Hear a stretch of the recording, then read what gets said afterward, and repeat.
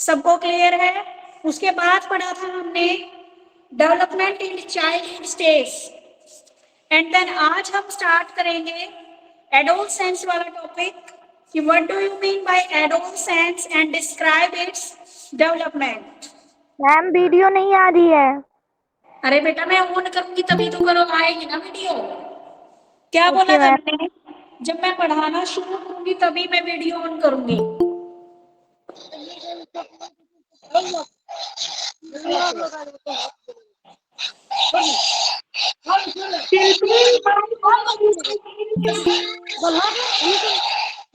अरे अपना mic off कर लो, डिस्टर्ब हो रहा है।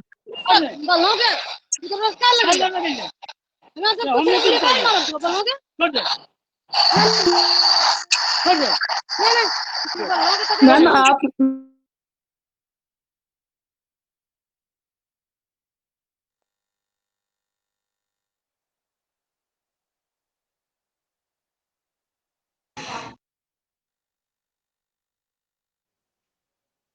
मैम आपका माइक म्यूट हो गया है।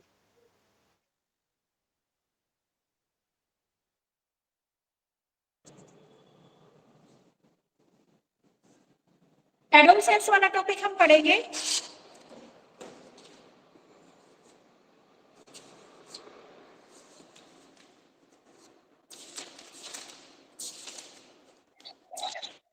देखो बेटा एडोलसेंस क्या होती है, जैसे ही आप लोग से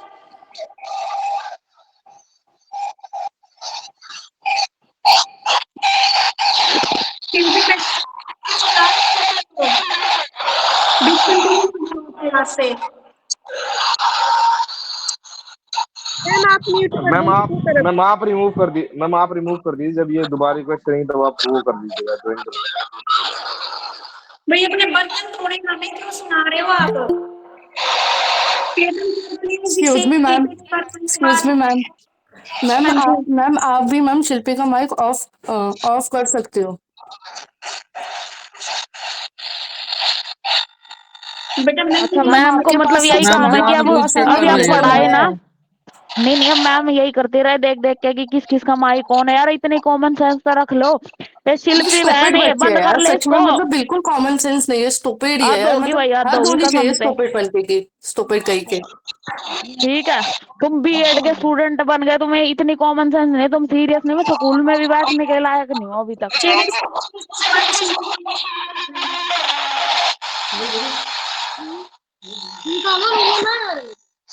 मैम आप शिल्पी को ना लेफ्ट कर दीजिए प्लीज। मैम दीजिए। लग यस रहा मैम है रिमूव कर दीजिए। अनवांटेड जब ये दोबारा रिक्वेस्ट कोई करेंगे एंट्री तब ले ज्वाइन कर लिया। लीजिए। मैम आप पढ़ाइए। बेटा मैंने शिल्पी को, हाँ अब ठीक है, उसको भेज दिया। अब आ जाओ अपने टॉपिक पे। भाई जिसको ज्यादा काम है ना वो प्लीज क्लास अटेंड ना करे, आपको जब भी टाइम लगे आप देख लीजिए अपनी क्लास। एडोलसेंस, एडोलसेंस क्या होती है बेटा? देखो आपने कल चाइल्डहुड का पढ़ा था, जैसे ही आपका चाइल्डहुड खत्म होता है, आपका बचपन खत्म होता है, तो आपका कौन सा पीरियड आता है? एडोलसेंस का, जिसको आप क्या बोलते हो? किशोरावस्था भी बोलते हो। ये आपका एडल्टहुड और चाइल्डहुड के बीच का जो पीरियड होता है वो क्या कहलाता है? आपका एडोलसेंस। जो एडोलसेंस जो शब्द है वो लैटिन भाषा से लिया गया है, जिसका अर्थ होता है मैच्योरिटी की तरफ बढ़ना। अब बच्चा क्या है भाई? मैच्योरिटी की तरफ जाना शुरू हो जाता है, किशोरावस्था जिसको बोलते हैं। सामान्यतः यह अवस्था वैसे तो 11 से 19 मानी जाती है, और कभी कभार ये 12 से 19 भी मानी, 12 से 19 तक भी मानी जाती है। इसको हम क्या बोल सकते हैं? टीनेज बोल सकते हैं। ठीक है, ये जो आपकी ये जो अवस्था होती है इसको आप क्या बोल सकते हो? संघर्ष एवं तूफान की अवस्था भी आप इसको, स्ट्रोम एज भी आप इसको बोल सकते हो। देखो हर बार एक बार आपका सीटेट में क्वेश्चन आया था कि तूफान की अवस्था कौन सी होती है, तो वो कौन सी होती है? एडोलसेंस अवस्था होती है, क्योंकि एडोलसेंस में बच्चे को नहीं पता होता कि मैं क्या कर रहा हूँ क्या नहीं कर रहा हूँ।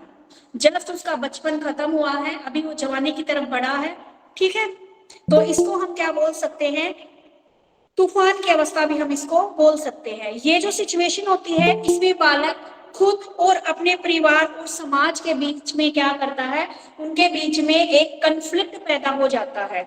बच्चे सोचते हैं कि पेरेंट्स हमें क्यों टोका टाकी कर रहे हैं, ठीक है। तो जो जनरेशन गैप यहाँ पर वो मानना शुरू कर देते हैं कि हम ही ठीक है, पेरेंट्स हमें इतना कर रहे हैं, बोल रहे हैं, क्यों बोल रहे हैं, ठीक है। तो उनके बीच में यहाँ पर कन्फ्लिक्ट पैदा हो जाता है।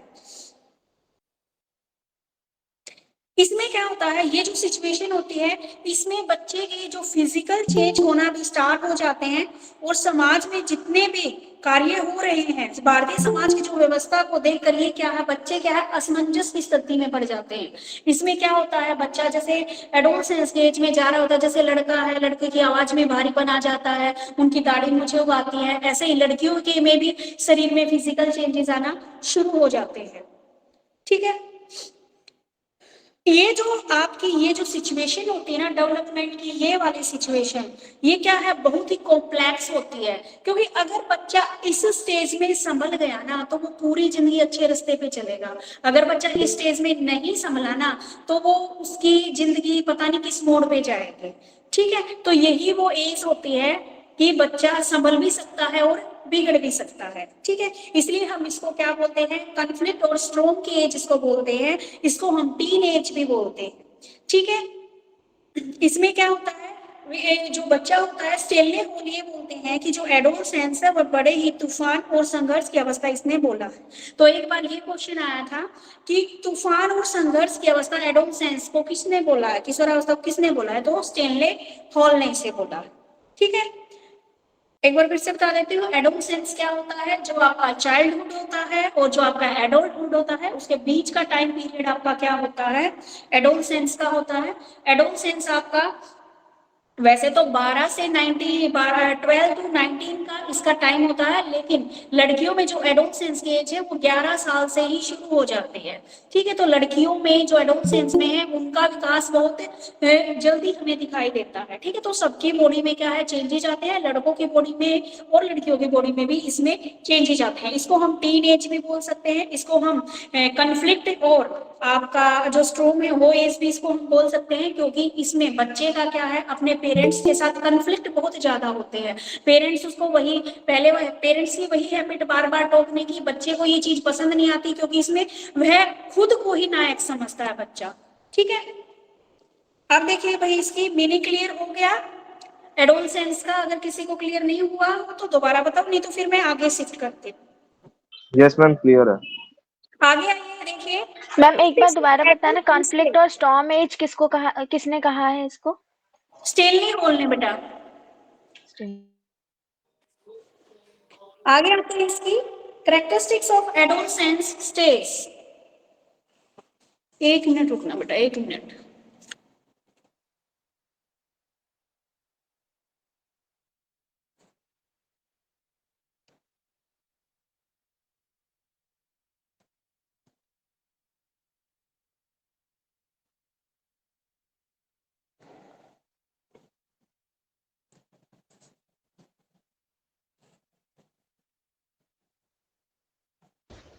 आज हमारा अटेंडेंस भी नहीं बना है, क्यों?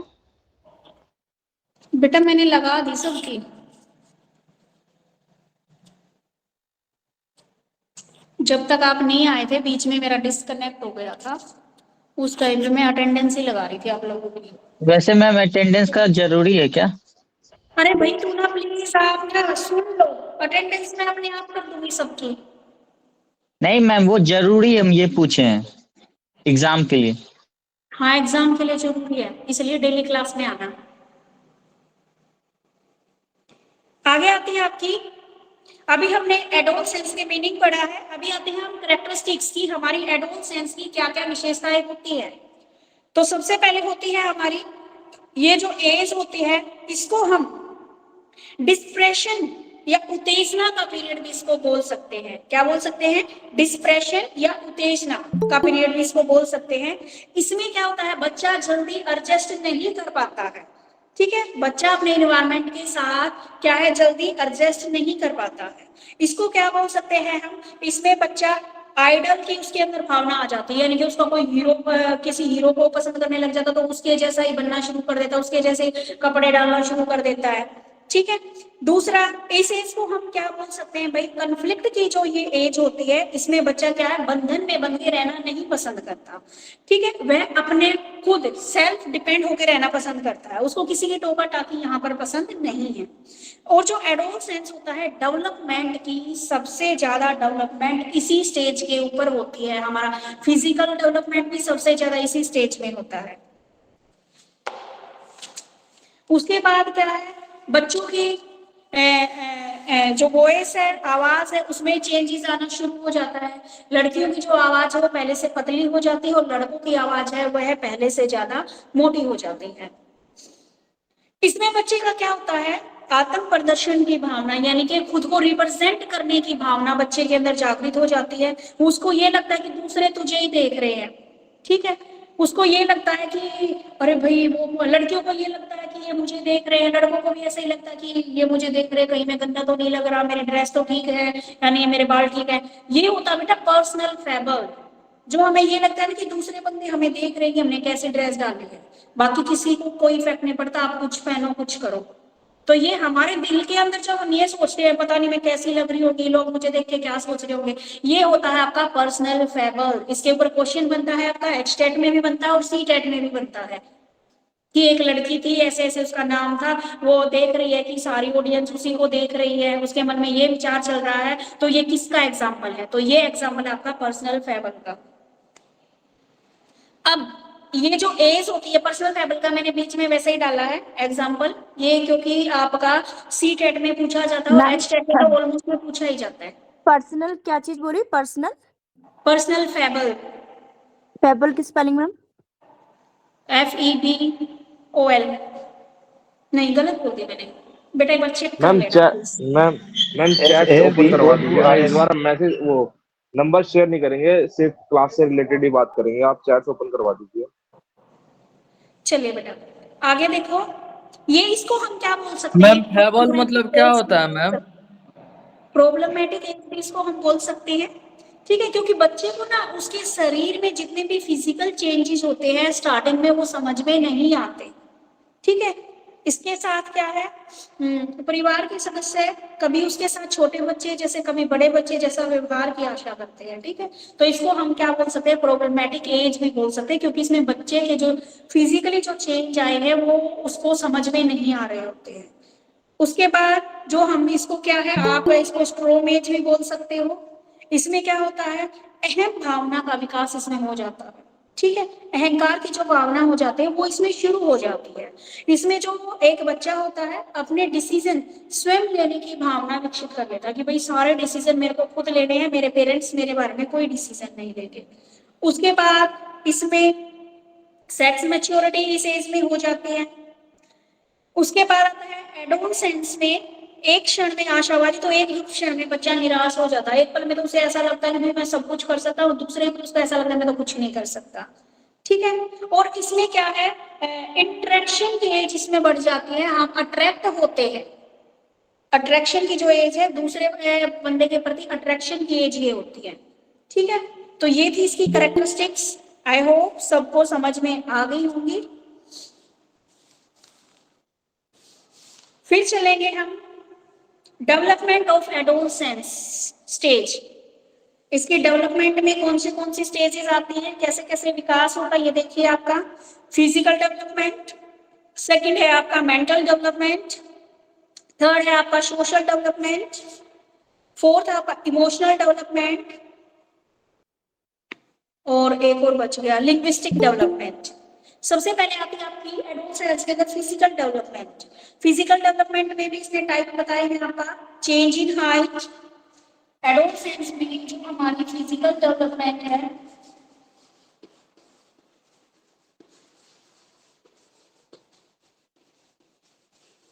फिजिकल डेवलपमेंट में एक तो होता है हमारा चेंज इन हाइट,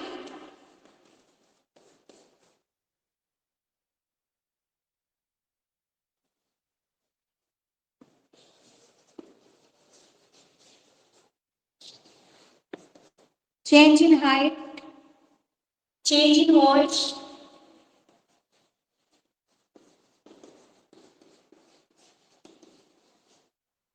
उसके उसके बाद आता है आपका इंटरनल चेंज,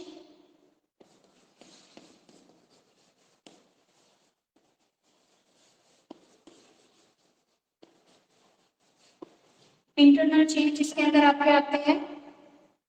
उसके बाद आता है आपका change in sexual organ,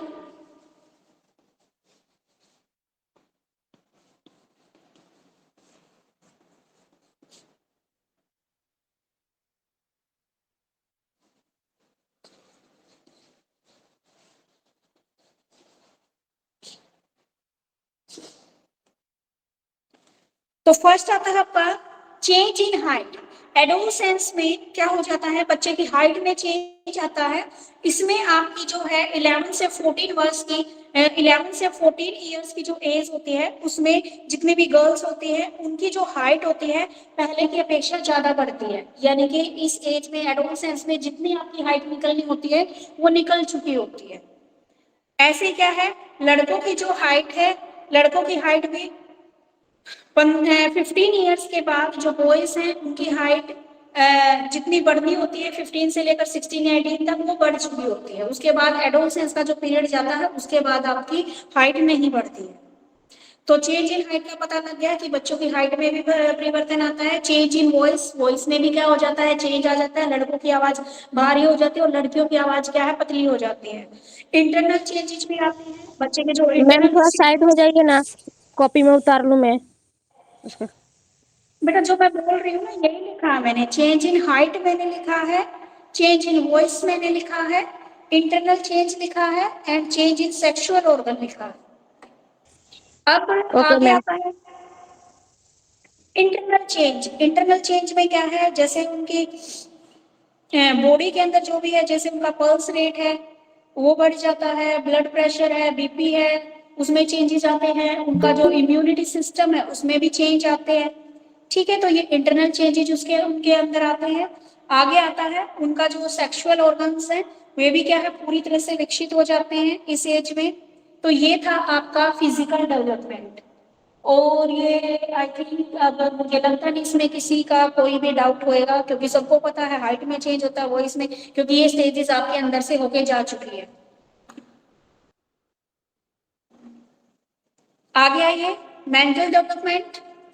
mental development में क्या बताया गया है भाई आपका, manifestation of emotions, logic, imagination, rebalancing power, ability to making decision, ability to understanding relationship, ability of problem solving। तो आपकी जो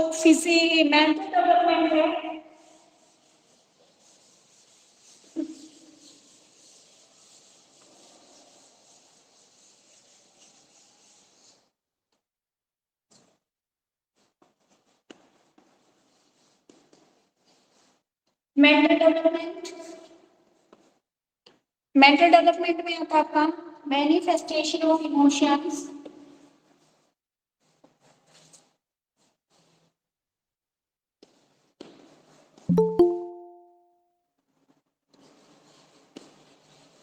manifestation of emotion,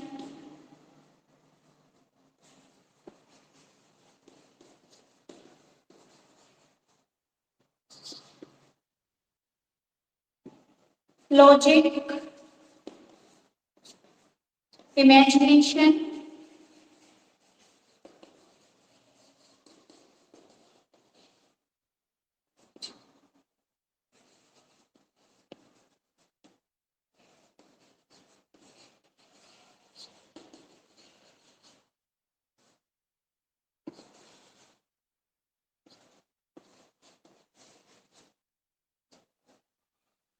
ability to decision making,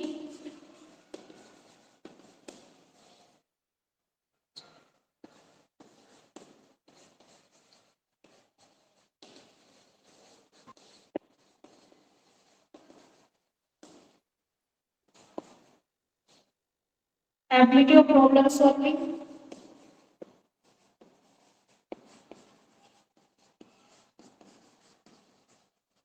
ma'am आपने जो लिखा है उसमें क्लियरिटी नहीं है, थोड़ा सा अच्छे से लिखेंगे तो पता चलेगा। मैं बोल दूंगी बेटा, वैसे मैं बोल रहा हूँ इतना, मेरे को नहीं लगता कि आपको विजिबल हो रहा होगा अच्छे से। फर्स्ट है आपका मैनिफेस्टेशन ऑफ इमोशन, प्रत्यक्षीकरण संवेदन। फर्स्ट है मैनिफेस्टेशन ऑफ इमोशंस। सेकंड है आपका लॉजिक, तर्क शक्ति जिसको बोलते हो। थर्ड है आपका इमेजिनेशन, कल्पना। रिमेम्बरिंग पावर,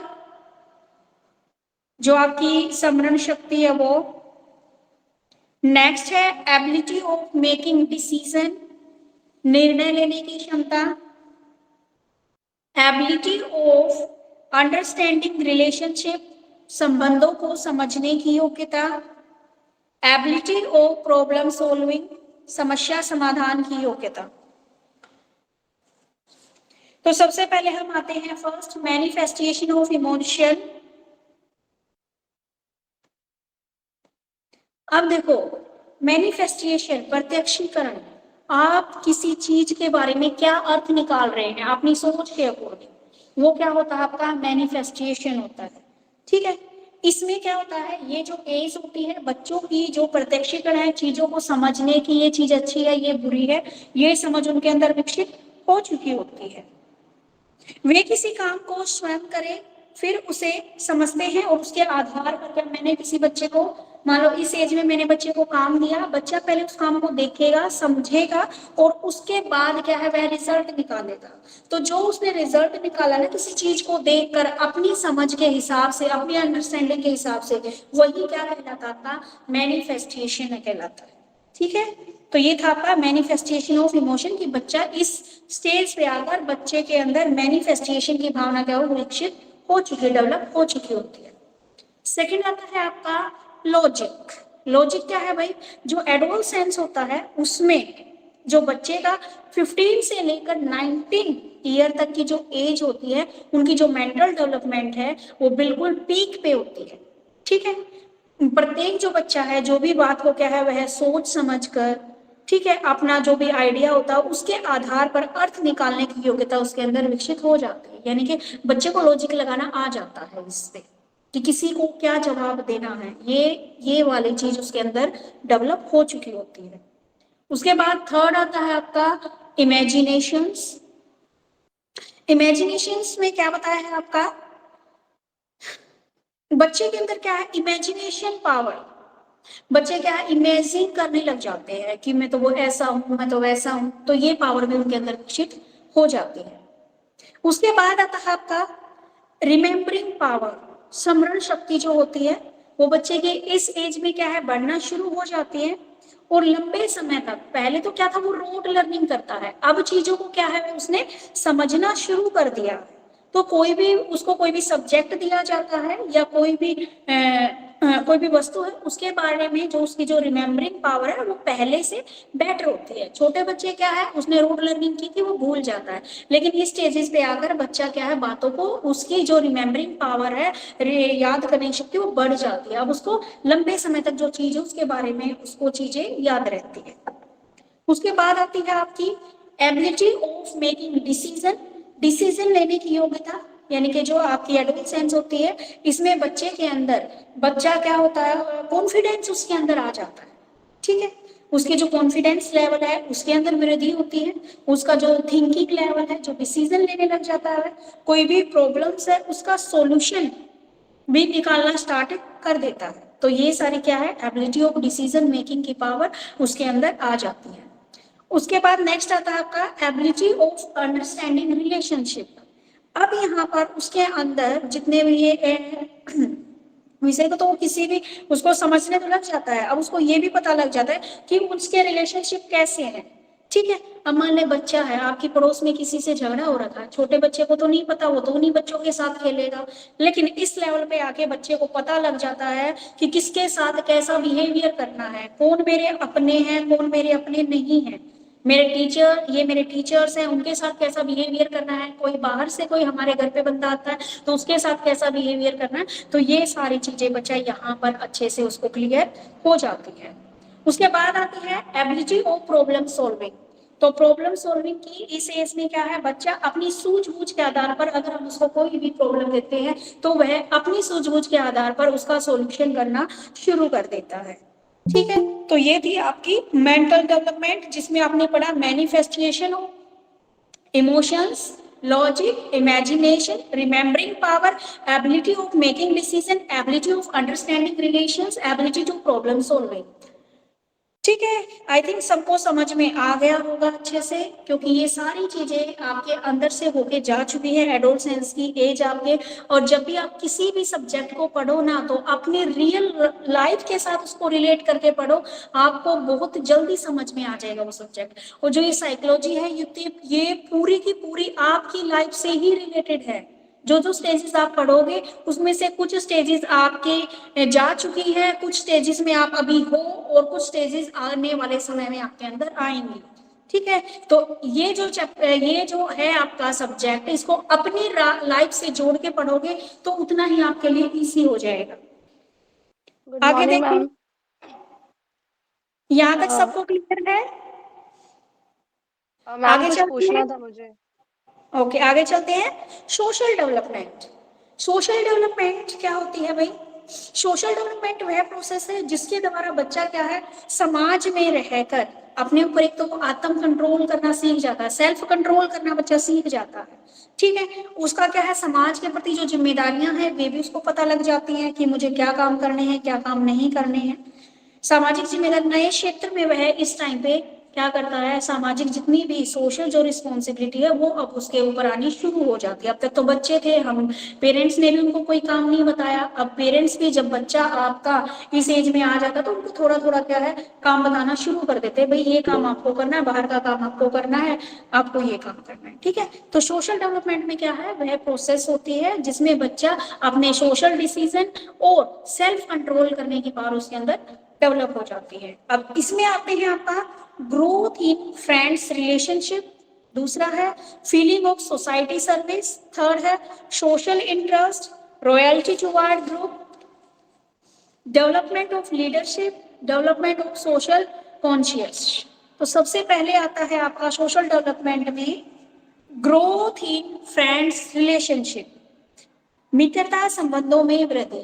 क्या है भाई फर्स्ट वाला, अगर कोई नोट कर रहा है तो growth in friends relationship social development में। तो इसमें आता है ग्रोथ इन फ्रेंड्स रिलेशनशिप। भाई इस एज में ना बच्चों का सर्कल बड़ा बढ़ता है, ठीक है, उनके फ्रेंड्स बहुत ज्यादा बनते हैं इसमें। और बच्चे को भी क्या है, अपने फ्रेंड्स के साथ टाइम स्पेंड करने में मजा आता है एडोलसेंस की एज में। इस एज में उनको अपने पेरेंट्स की बजाय अपने फ्रेंड्स ज्यादा अच्छे लगते हैं। मैम उनकी आपने बात क्या बोला कि मित्रता, हिंदी में भी थोड़ा बताइएगा मैम। मित्रता संबंधों में वृद्धि, मित्रता संबंधों में वृद्धि। एडोलसेंस की एज में बच्चों के फ्रेंड बहुत ज्यादा बन जाते हैं। ठीक है, अपने फ्रेंड्स के साथ घूमना फिरना, बातें करना, यही चीजें उनको अच्छी लगती है। सेकंड आता है फीलिंग ऑफ सोसाइटी सर्विस, समाज सेवा की भावना।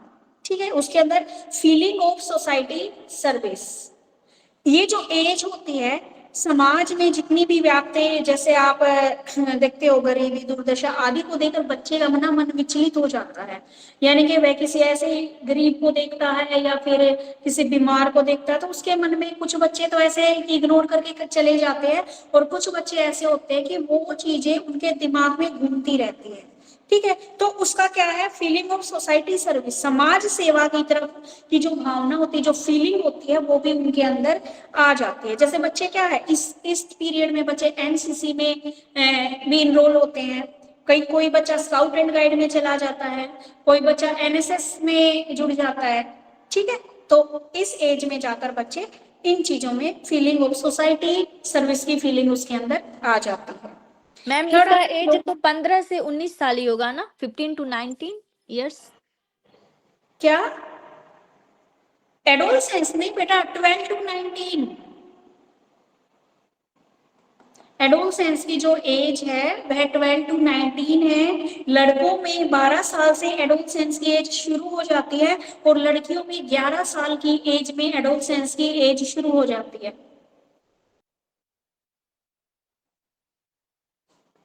लेकिन इसको इन्होंने माना है आपकी किसी किसी बुक में 11 से 19 माना है और किसी किसी बुक में 12 से 19 माना है, तो उसको ये अलग अलग मानने का कारण यही है।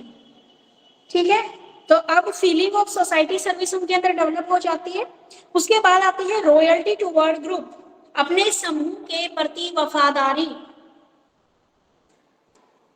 इसमें क्या होता है, जितने भी एडोलसेंस होते हैं वे अपने ग्रुप के प्रति ना उनमें बड़ा तगड़ा फेथ होता है, ठीक है, बड़ा विश्वास होता है। वो अपने ग्रुप के प्रति कभी सुन भी नहीं सकते। अगर आपके पेरेंट्स भी बोल दे ना, अगर बच्चे के पेरेंट्स भी बोल दे कि भाई तू जिस ग्रुप में बैठ रहा है वो ग्रुप अच्छा नहीं है, छोड़ दे उसको, बच्चे बोलेंगे नहीं हमारा ग्रुप तो ऐसा है, हम नहीं छोड़ सकते उसको। ठीक है, वो अपने ग्रुप के बारे में कुछ भी गलत नहीं सुन सकते, क्योंकि बच्चे के अंदर इस एज में अपने ग्रुप के प्रति इतनी रॉयल्टी हो जाती है। ठीक है, और वे क्या है, जो उन्होंने ग्रुप बनाया है, ग्रुप का मतलब यहाँ पर कोई ग्रुप नहीं, उनके फ्रेंड्स का ही ग्रुप जो बना हुआ है उसी के अकॉर्डिंग वो अपना काम कर रहे हैं, और अपने ग्रुप के विरुद्ध जाके वो और कोई काम नहीं करते। अब आगे आता है आपका सोशल इंटरेक्शन, सामाजिक रुचियां। सोशल इंटरेस्ट बच्चों का इसमें बढ़ जाता है। एडोलसेंस को क्या है, पार्टी में जाना अच्छा लगने लग जाता है, कोई भी आपका कोई भी और इवेंट होता है, कोई और प्रोग्राम होते हैं, उनमें जाना, शामिल होना को उनका इंटरेस्ट बन जाता है। वे हमेशा पार्टी में या किसी भी मेले में घूमने के या किसी भी ट्रिप पे जाने के लिए तैयार रहते हैं। ठीक है, और उनको क्या है, अब अलग अलग पार्टीज में जाकर अपने एज वाले बच्चों के साथ मिलना उनको बहुत अच्छा लगता है। इससे क्या है, बच्चे के अंदर क्या है, सामाजिक जो एडजस्टमेंट है और जो उसकी जो सोशल जो मैच्योरिटी है ये बच्चे के अंदर आनी शुरू होती है। और इस प्रकार इसीलिए वह जितने भी हमारे सोशल इवेंट होते हैं उनमें पार्टिसिपेट करना उसको अच्छा लगता है। ठीक है, तो यहाँ पर बताया इसने सोशल इंटरेस्ट, बच्चे का सोशल इंटरेस्ट, सामाजिक रुचि उसकी बढ़ जाती है। उसके बाद आता है आपको डेवलपमेंट ऑफ लीडरशिप, बच्चे के अंदर नेतृत्व का विकास होना शुरू हो जाता है। डेवलपमेंट ऑफ लीडरशिप यानी कि नेतृत्व का विकास। अब जो एडोलसेंस होती है उसमें जितने भी हमारे बच्चे हैं उसमें क्या है, लीडरशिप की भावना शुरू हो जाती है। वो लीडर बनना चाहते हैं, अपने ग्रुप का ही लीडर बने। ठीक है, वे चाहते हैं कि उनका जितना भी ग्रुप है, जितने भी उसके फ्रेंड्स हैं उनमें वही लीडर बने। खेलो, वो चाहते हैं कि अगर जो भी गेम हो रहे हैं उसमें वो कैप्टन बने और लोगों को गाइडेंस दे। ठीक है, और लेकिन जब बच्चे को ये लीडरशिप मिलती है ना तो वह पूरी ईमानदारी, पूरी जिम्मेदारी के साथ वह इस काम को करता है, और सम्मान प्राप्त करने के लिए अपने प्रति तो वह अपनी तरफ से अपने काम को और भी बेटर वे में करने की कोशिश करता है। तो एडोलसेंस के एज में ही बच्चे के अंदर लीडरशिप वाले गुण स्टार्ट हो जाते हैं। नेक्स्ट है हमारा डेवलपमेंट ऑफ सोशल कॉन्शियस, सामाजिक चेतना का विकास। डेवलपमेंट ऑफ सोशल कॉन्शियस, इसमें क्या है, बच्चे का जो आपकी सोशल कॉन्शियस है, समाज के प्रति जो चेतना है वह बड़ी तेज गति से इसमें क्या होती है, डेवलप होती है। वह क्या है, उसके जितने उसके पेरेंट्स हैं और जिन लोगों को वह जानता है उन सबसे क्या है, अपनी प्रशंसा सुनना चाहता है। बच्चे को बड़ा अच्छा लगता है जब किसी बच्चे की उसके पेरेंट्स या कोई बाहर से कोई उसकी तारीफ करता है। तो ठीक है, तो उसका सोशल कॉन्शियस वो चाहता है कि उसी के बारे में अच्छी अच्छी बातें बोले, बुरा कोई ना बोले, अच्छी अच्छी बातें सुनना चाहता है। ठीक है, तो ये थी क्या आपकी सोशल डेवलपमेंट। सोशल डेवलपमेंट में आपने पढ़ा growth in friends relationship, feeling of society service, royalty toward group, social interest, आपकी development of leadership, development of social conscious. आप मेरे ख्याल में सबको समझ में आ गए होंगे ये 5-6 पॉइंट जितने भी थे।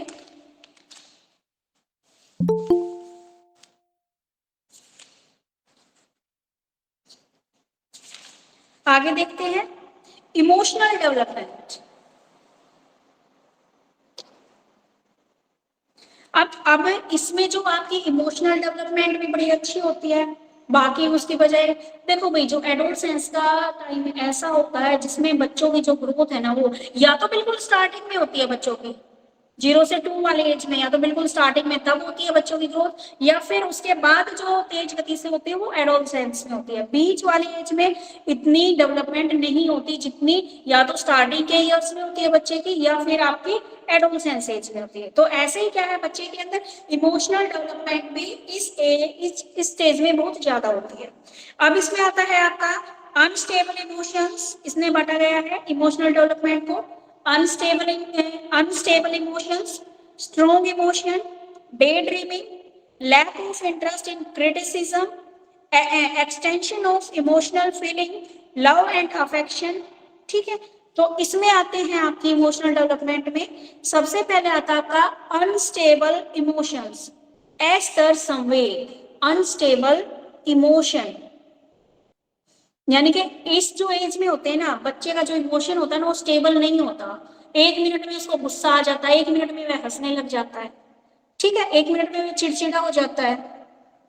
ठीक है, तो इसमें जो बच्चे के जो इमोशंस हैं वो क्या है, स्टेबल नहीं होते हैं, वो है अनस्टेबल रहते हैं।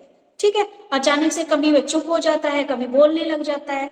ठीक है, तो ये है उनके अनस्टेबल इमोशंस। दूसरा आता है आपका स्ट्रॉन्ग इमोशन। जो ये एज होती है इसमें बच्चों के जो इमोशन होते हैं वे बड़े स्ट्रॉन्ग होते हैं। छोटी छोटी बात पर वो गुस्सा करते हैं, जल्दी क्या होते हैं, वे उत्तेजित हो जाते हैं, अग्रेसिव बड़ा जल्दी होते हैं बच्चे इस एज में। और इस एज में ना बच्चे निराश होकर क्या है, आत्महत्या करने के लिए भी उतारू हो जाते हैं। इस एज में बच्चे क्या है, खुद को खत्म करने की भी सोच सकते हैं। उसके बाद आता है आपका डे ड्रीमिंग, दिवास्वप्न देखना। डे ड्रीमिंग, यहाँ पर जो बच्चों का जो आकांक्षा का जो लेवल होता है ना वो बहुत हाई होता है, वे हमेशा सपने देखने लग जाते हैं। वो एक तो उनके अंदर ये होता है कि मुझे जल्दी से जल्दी बहुत अमीर आदमी बनना है, ये तो ऑलमोस्ट सारे ही बच्चे देखते हैं कि मुझे जल्दी से जल्दी अमीर आदमी बनना है। ठीक है, उनकी अच्छी सी क्या है जॉब लग जाए, और ये सारी चीजें सोचकर भी क्या बड़े खुश होते हैं। तो ये होता है आपका डे ड्रीमिंग। उसके बाद आता है lack of interest in criticism, आलोचनाओं में वह रुचि नहीं लेता है। Lack of interest in criticism, आलोचनाओं में रुचि नहीं। अब यहाँ पर ये ऐसी स्टेज होती ना, बच्चा अपने बारे में बुरा सुनना पसंद नहीं करता, वो ये चाहता है कि सब उसके बारे में अच्छा बोले, उसकी प्रशंसा करते रहे। मैम तो एक बार यहाँ और रिपीट कीजिएगा, lack of interest in criticism, criticism CRITICISM, criticism, आलोचनाओं में रुचि नहीं। क्योंकि बच्चा यहाँ पर अपने बारे में बुराई और अपनी कमियों को सुनना पसंद नहीं करता। अगर हम उसको क्रिटिसाइज करते हैं ना बच्चे को, तो बच्चे को क्या है, गुस्सा आता है, वह उसको अपनी गलतियों को समझने का प्रयास नहीं करता है। अगर उसने गलती भी कर रखी ना तो भी वह अपनी गलती नहीं मानता और गुस्सा होकर चला जाता है। उसके बाद आता है आपका extension of emotional feeling. Ma'am, what was the second point? What was the second point? Second point ये था बेटा स्ट्रॉन्ग इमोशंस। पहले था अनस्टेबल इमोशन। अनस्टेबल में आपने बताया था कि बच्चों के जो इमोशन होते हैं वो स्टेबल नहीं होते हैं। 1 मिनट में वह खुश हो जाता है, 1 मिनट में उसको गुस्सा आ जाता है, कभी अचानक से चुप हो जाता है, कभी अचानक से खुश होने लग जाता है। स्ट्रॉन्ग इमोशन में क्या था, उत्तेजित, अग्रेसिव नेचर बहुत जल्दी हो जाता है उनका, अग्रेशन बढ़ जाता है इसमें उनका। आगे बताया था मैंने डे ड्रीमिंग, सपने देखते रहते हैं, मैं तो बड़ा अमीर आदमी बन जाऊंगा, मैं तो ये वाली गाड़ी खरीदूंगा, मैं तो वो वाली गाड़ी खरीदूंगा। मैम ड्रीमिंग का स्पेलिंग बोलिएगा। हाँ जी, ड्रीमिंग का स्पेलिंग बोलिएगा ma'am. Day dreaming, yes ma'am. DREAMING,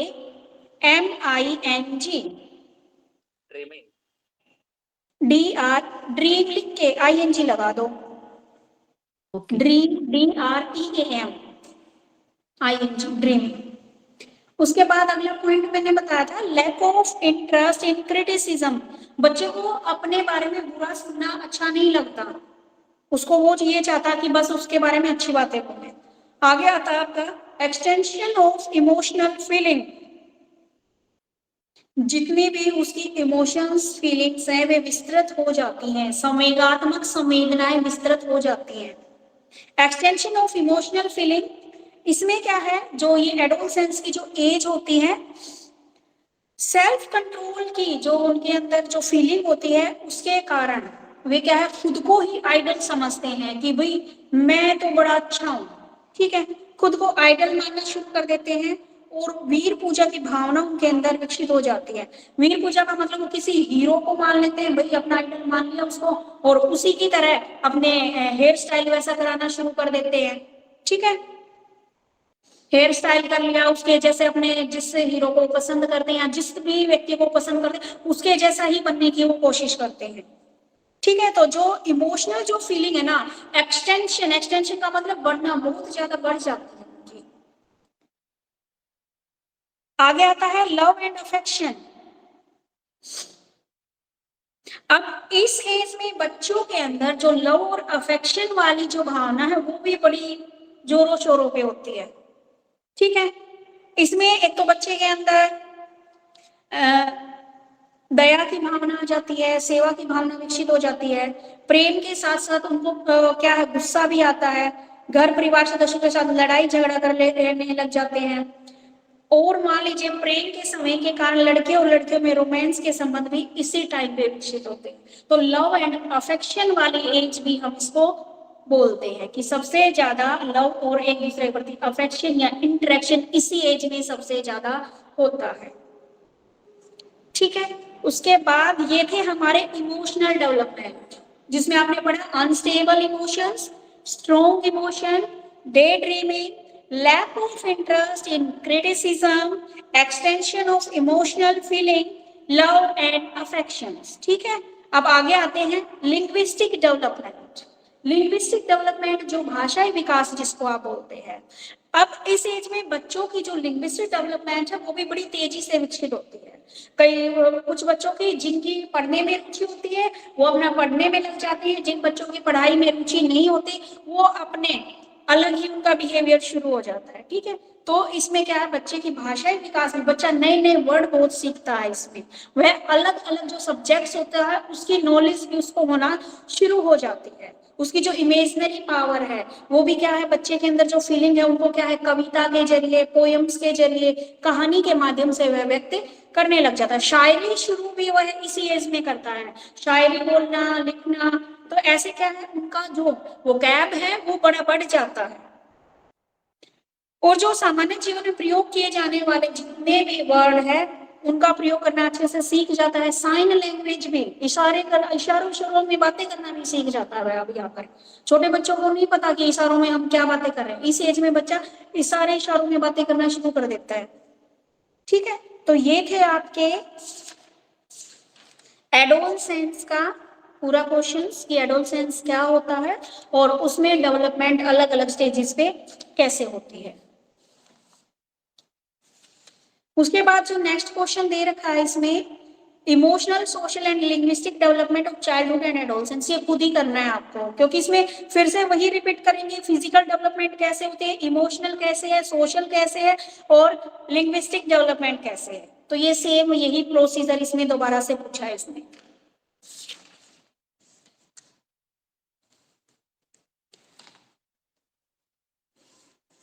अब इसमें ना जो लिंग्विस्टिक डेवलपमेंट है इसमें ये बताया गया है, एक क्वेश्चन बनता है आपका, कई बार सीटेट में पूछ लेते हैं, एक्सटेट में, कि बच्चे की जो लिंग्विस्टिक डेवलपमेंट है कि इसमें अलग अलग एज दी गई है आपकी।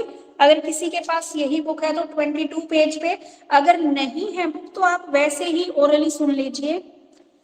जब 4 साल का बच्चा होता है तो उसके पास वोकैब कितनी होती है, 5600, 5600 शब्द उसके पास हो जाते हैं। तो ये एग्जैक्ट पूछ लेता है कि 8 साल की एज में बताइए कि बच्चे के पास वोकैब कितनी इकट्ठी हो जाती है, 10 साल की एज में कितनी। तो आप एक बार सुन लीजिए, 4 ईयर की एज में बच्चे के पास 5600, मैं लिख देती हूँ,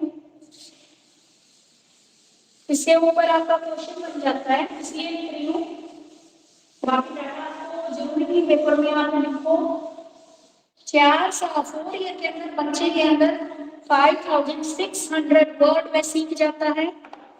5 ईयर की एज में वह 9600 वर्ड सीख जाता है। 6 ईयर की एज में वह 14700 वर्ड सीख जाता है। उसके बाद 7 ईयर की एज में वह 21,200 वोकैब उसके पास इकट्ठा हो जाती है। 8 ईयर में 26,300 वर्ड वह सीख जाता है। और 10 ईयर की एज में वह 34,300 वर्ड वह सीख जाता है। ठीक है भाई, तो 4 ईयर में 5600 बोल दो या 5600 बोल लो।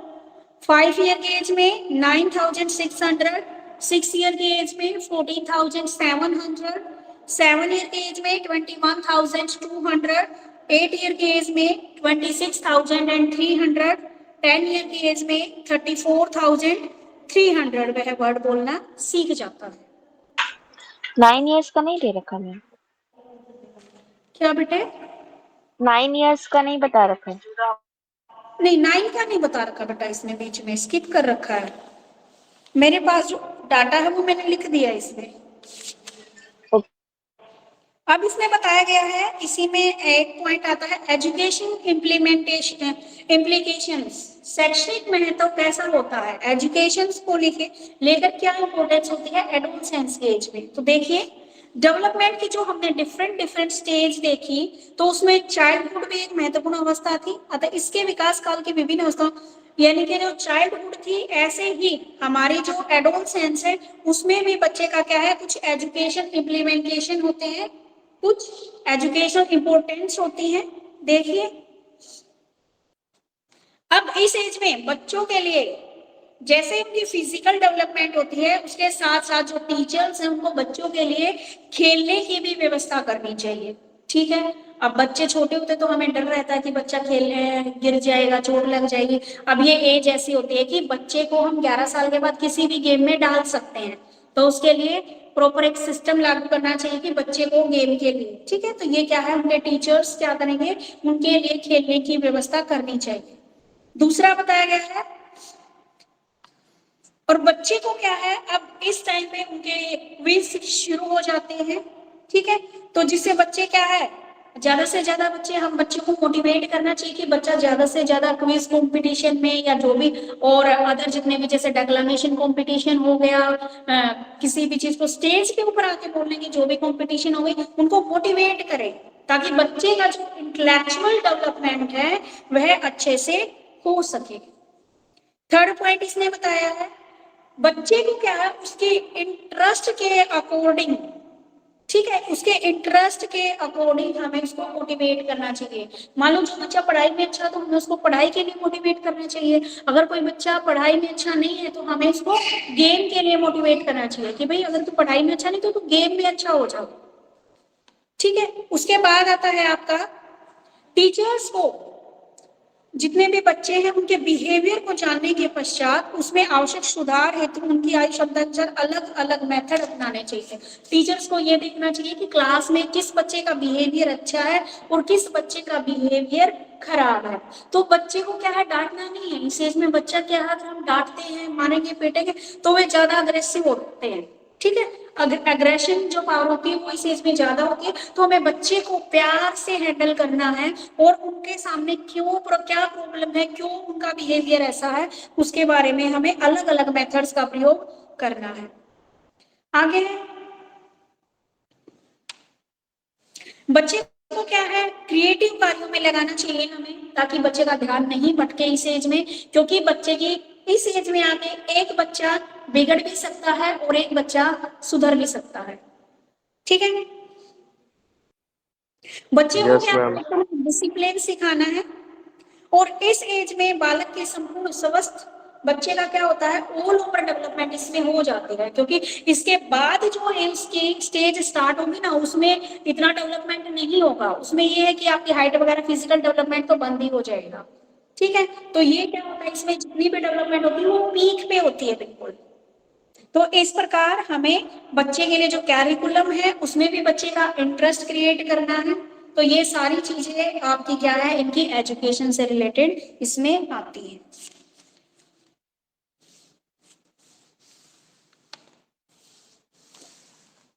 मेरे ख्याल में सब बच्चों को समझ में आ गया होगा ये टॉपिक।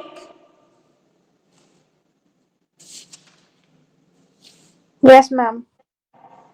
अब इसमें जो अगला टॉपिक जो दिया गया है, कैरेक्टरिस्टिक्स ऑफ एडोलसेंस स्टेज, इसमें वही बार बार आपकी फिजिकल डेवलपमेंट, इमोशनल डेवलपमेंट और सोशल कैरेक्टरिस्टिक्स, ये सारी चीजें दोबारा से दी गई है। इसको एक बार आप पढ़ लेना, ठीक है, रीड आउट कर लेना।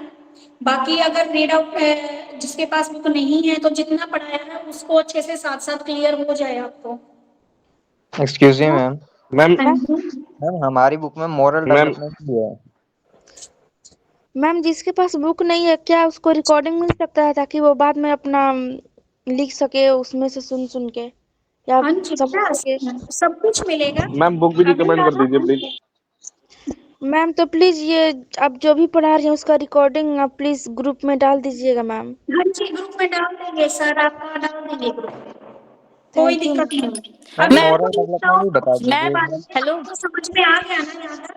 मैम, एक मिनट सुनिए ना, मेरे पास जो है ना वो बुक बालाजी पब्लिकेशंस का है, तो उसमें एडोलसेंस के बारे में नहीं देके उसमें एडिक्शन के बारे में मेरे लिखा पास हुआ है भी पेज 8 में मैम। किसके बारे में?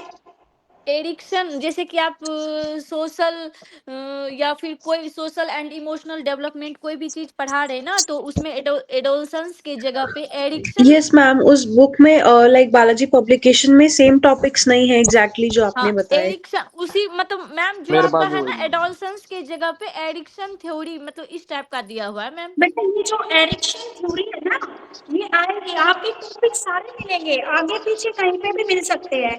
आपका जो ये वाली आपकी जो ये वाली है ना, इसमें आपका अभी आप कंसेप्ट पढ़ रहे हो, कंसेप्ट में आपने मीनिंग क्लियर कर लिया है, जनरली प्रिंसिपल ऑफ ग्रोथ कर लिया आपके सिलेबस के हिसाब से, स्टेजेस ऑफ डेवलपमेंट आपने कर लिए सारे के सारे, आपकी फिजिकल, सोशल, मोरल, और इनफेंसी टू एडोलसेंस तक आपका इसमें दे रखा है। उसके बाद आपकी प्याजे की थ्योरी आ जाएगी, कोलबर्ग की थ्योरी आ जाएगी, इरेक्शंस की थ्योरी आ जाएगी, factor affecting growth and development, ये सारे आपके हो सकता है में आगे मैम कुछ एडोलसेंस के कैरेक्टर्स है ही नहीं बुक में, मैंने पूरे यूनिट में चेक किया, एडोलसेंस के कैरेक्टर्स नहीं मिल रहे कहीं पे भी। हाँ मैम, मेरे भी बुक में वही प्रॉब्लम है मैम। बालाजी में यस मैम, सेम बालाजी में इशू है है ही मेरी नहीं बुक ये में भी। एडोलसेंस के बारे में। मैम मैम आप या तो हाँ सेम बुक से पढ़ाओ सबको, या तो फिर सबको वही बुक जो आप पढ़ा रहे हो वही बुक सबके पास होनी चाहिए एटलीस्ट, बेटा ताकि हम अपना पढ़ यस सकें बाद में। जिससे आप पढ़ा रहे हो। देखो मैम देखो मैम ऐसा शहनाज सही करना, कह रही है।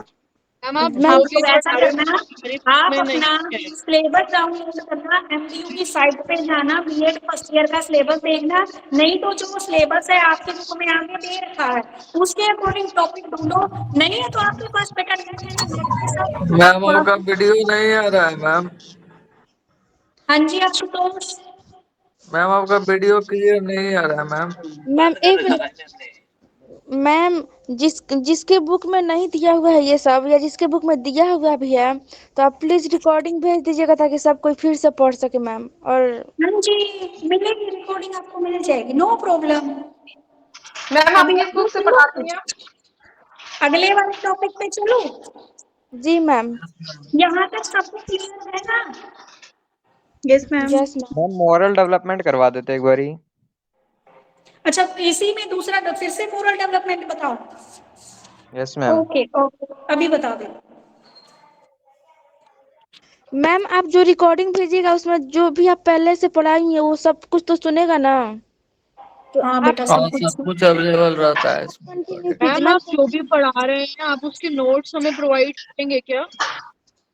बेटा अपनी क्लास में आपका ना डाउट सेशन रख लेंगे, इसमें आप पूछ लेना अपने टीचर से, ठीक है? और मैम अगर बोले आप ग्रुप एक बना दीजिए मैम। सुनो, अगर आप पुरानी पेपर देखनी है ना तो मेरा चैनल है रब स्टडी विद मनीषा यूट्यूब पे, वहां पे आपको मिल जाएंगे पुराने पेपर। मैम कौन सा चैनल?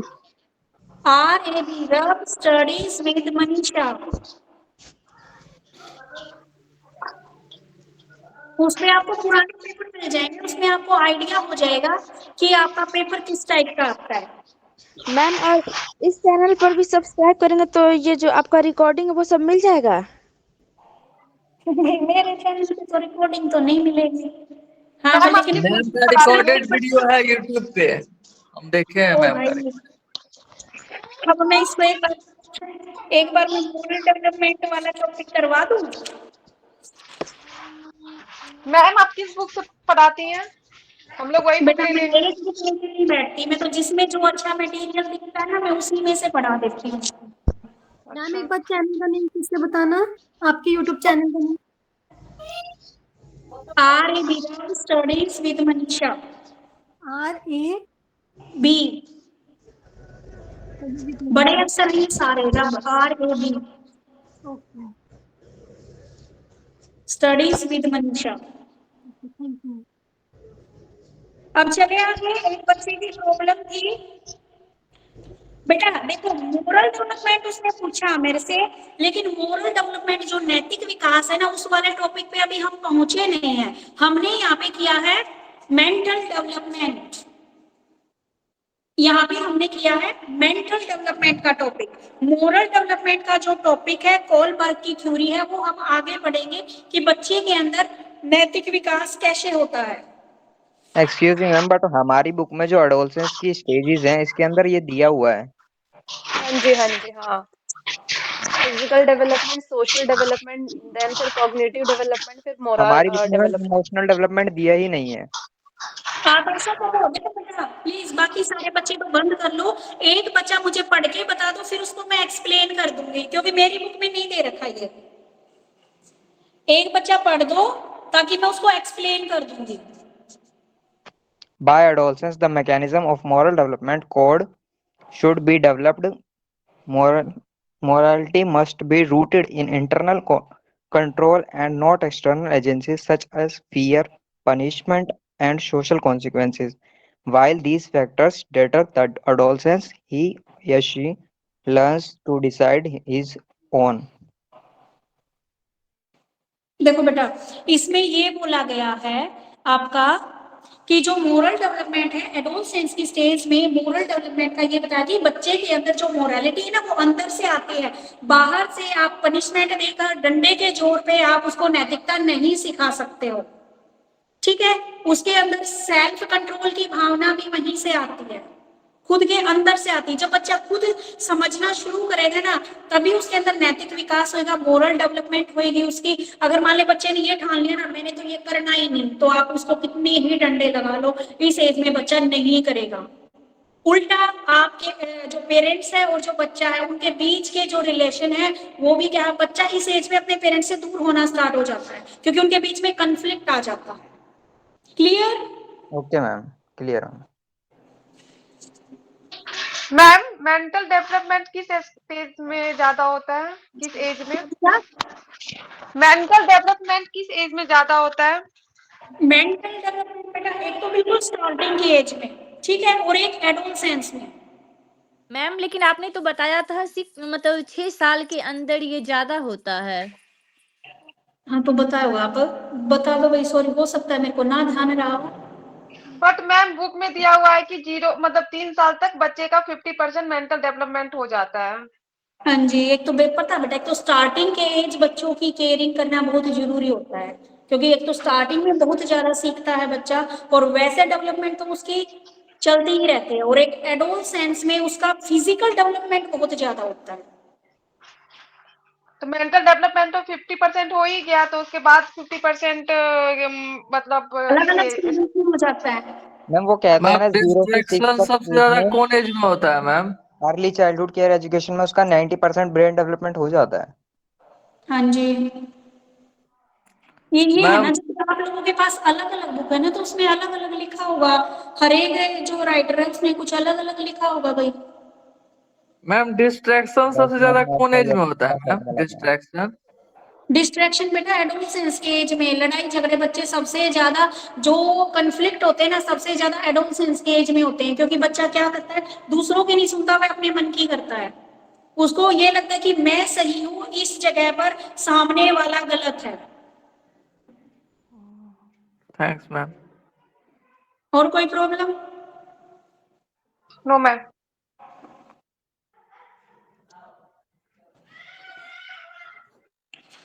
चलो देखो फिर अब इसमें अगला क्या दे रखा है।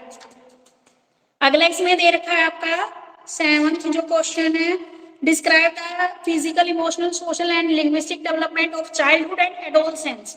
अब इसमें दोनों का इकट्ठा दे दिया भाई, चाइल्डहुड का और एडोलसेंस का। ये मैं बार बार नहीं कराऊंगी, चाइल्डहुड में करवा दिया था ना मैंने सारी की सारी स्टेजेस, और एडोलसेंस की अब करा दी है।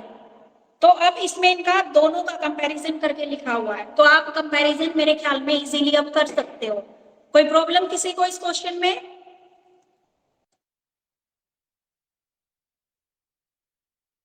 है भाई? No ma'am. चलो ठीक है, अगले वाला दे रखा है इसमें, जो नेक्स्ट क्वेश्चन दे रखा है, what do you mean bye mental development and describe the mental development in various stage. ये भी आप देखो, मैंने इन्फेंसी में भी पढ़ाया था मेंटल डेवलपमेंट, उसके बाद चाइल्डहुड में भी पढ़ाया, और उसके बाद एडोलसेंस में भी पढ़ाया। तो यहाँ पर आपको तीनों की मेंटल स्टेज के बारे में दोबारा से पूछा है। आई होप आप इसको खुद लिख सकते हो सुनने के बाद। Yes ma'am. तो ये क्वेश्चन भी दोबारा से रिपीट करने की जरूरत नहीं है।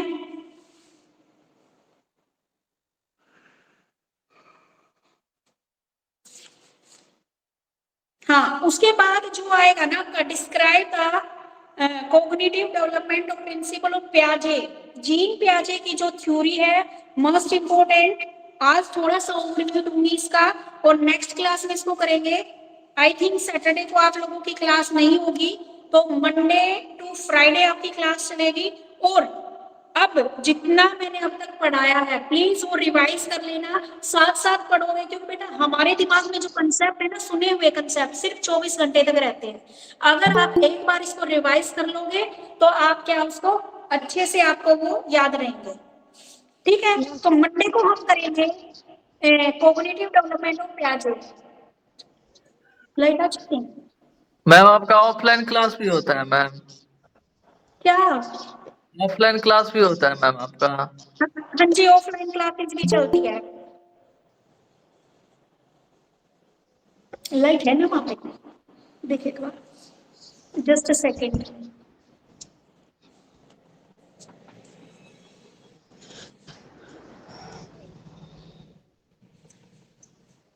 मैम प्लीज आप जो भी पढ़ाई है उसका रिकॉर्डिंग ग्रुप में डाल दीजिएगा, ताकि फिर से एक बार रिवाइज कर लेंगे हम लोग।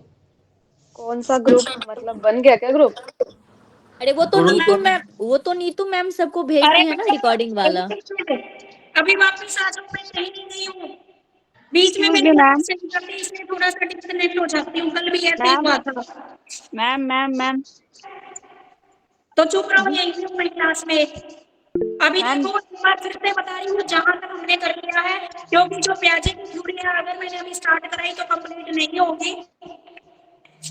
मैम आज तक जो हमने पढ़ा है, सबसे पहले हमने पढ़ा था डेवलपमेंट का, जो हमारी यूनिट है वो चल रही है, उसमें सबसे पहला टॉपिक हमने पढ़ा था growth. What do we mean by growth and development.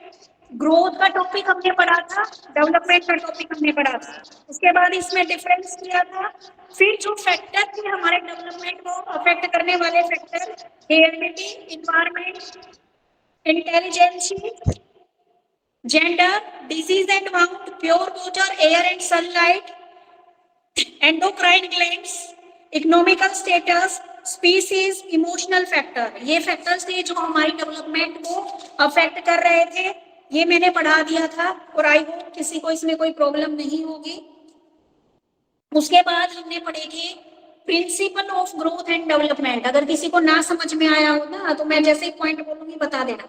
Principal of growth and development हमने पढ़ा, principle of continuity, principle of serialization, principle of simple to complex response, principle of integration, principle of individual diversity, principle of uniformity, process of growth and development is joint result of heredity and environment, principle of correlation, principle of full development, principle of maturity and learning।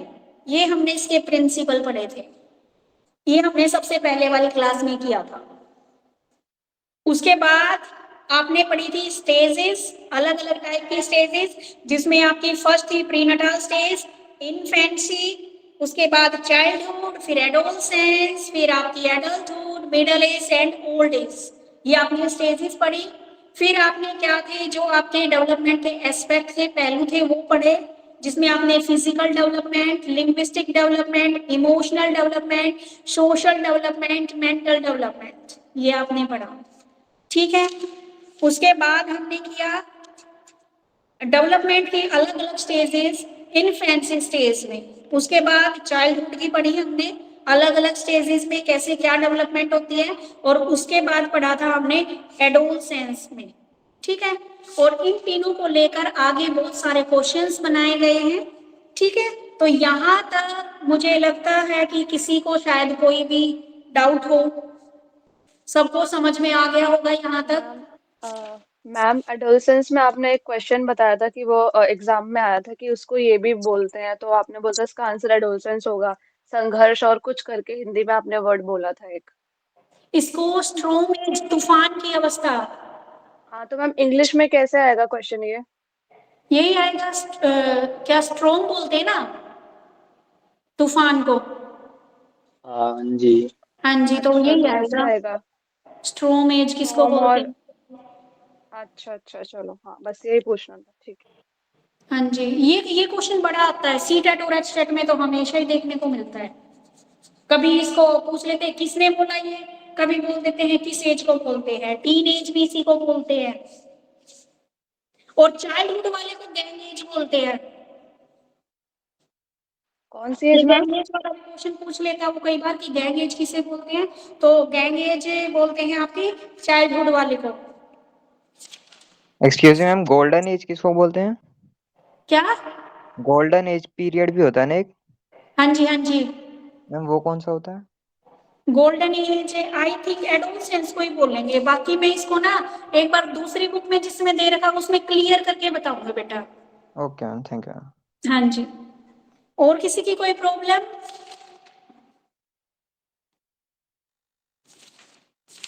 अगर problem नहीं है तो फिर Monday को मिलेंगे।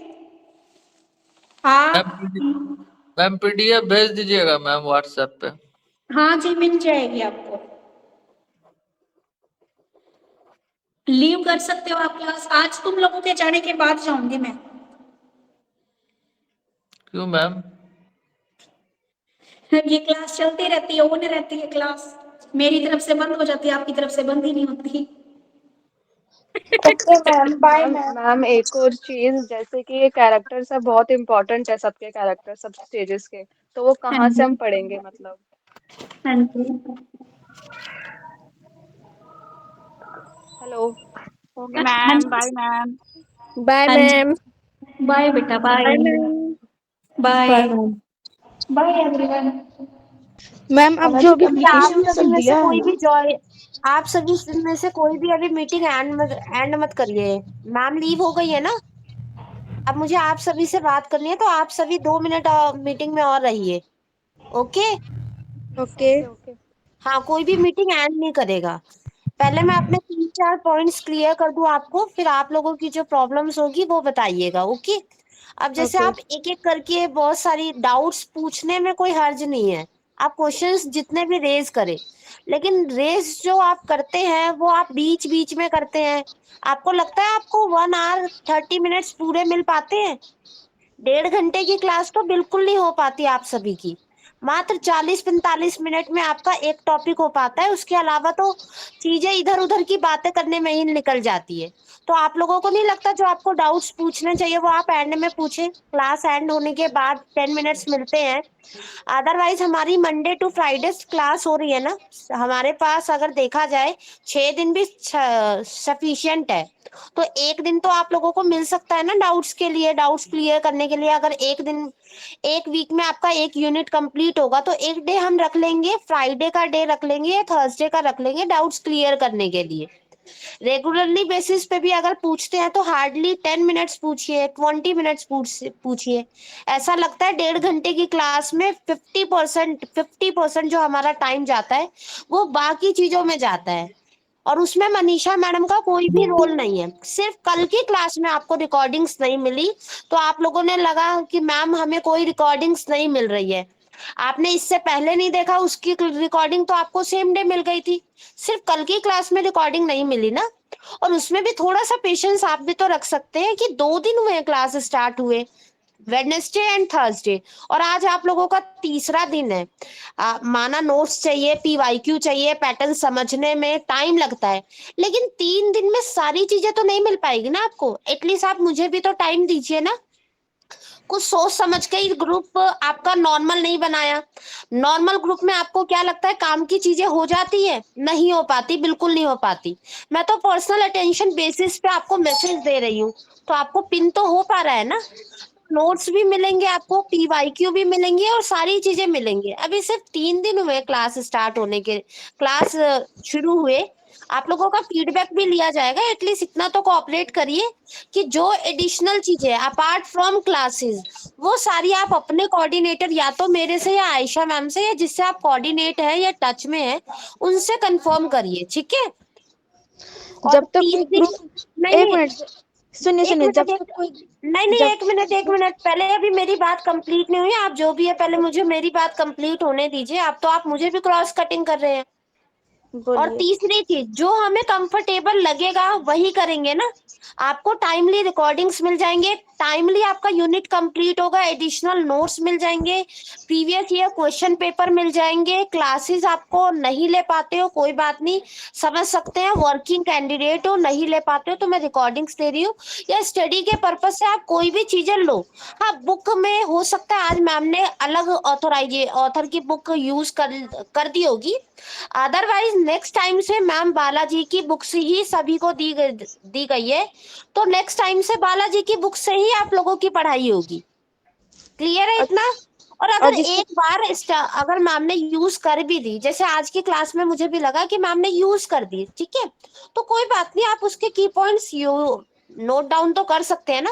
क्योंकि हमारी classes तो अगर बात करा जाए ना तो 5 to 7 ईयर से हो रही है कॉन्टिन्यूसली। स्टूडेंट का ऐसी चीजें, मतलब स्टडी मटेरियल तो उन्हें इतना सफिशिएंट मिल जाता है, ओवर सफिशिएंट, कि वो कंफ्यूज हो जाते हैं कि पढ़े कहाँ पर से, राइट। तो 3 दिन हुए हैं, थोड़ा सा कोऑपरेट करिए, सारी चीजें आपको मिलेगी, आपके बाय व्हाट्सएप पे ही मिलेगी। ग्रुप बनाने का कंसर्न है, ग्रुप अगर नॉर्मल ग्रुप अलाउड नहीं है तो ऐसा तो नहीं है कि आपको इन्फॉर्मेशन देने के लिए मनाही की जा रही है। जब तक कोई ग्रुप नहीं बनेगा तब तक नाम क्या आपका जो आप बोल रहे हैं? खुशबू। खुशबू। और कौन सा कॉलेज है?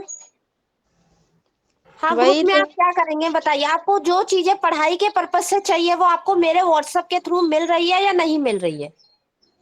अरे ग्रुप हैंडल करना आपको पता है ना। नॉर्मल ग्रुप में अगर आपने कह भी दिया वो अलाउड नहीं है तो नहीं बन पाएगा।